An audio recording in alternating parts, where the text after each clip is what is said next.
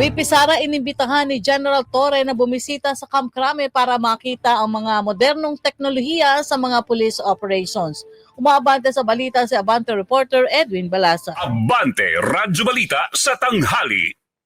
Iniimbitahan ni Philippine National Police Chief General Nicolas Torre III si Vice President Sara Duterte na bumisita sa Campo Crame para makita ang kanilang paggamit ng modern technology sa mga police operations.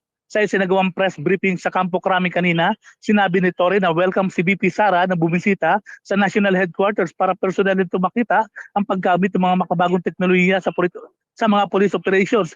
Ginawa ni Torre ang imbitasyon matapos ang batikos ni Duterte sa pinaigting na police visibility ng PNP na anya ay outdated na police sa kanto strategy. Git ni PNP Chief, mayroon silang mga makabagong drone, CCTV, body cameras at iba pang mga kagamitan.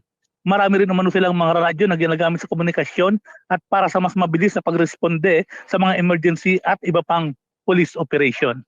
Ako si Edwin Balasa ng Abante Radio. Ito ang balitang mabilis, mabangis, walang mintis.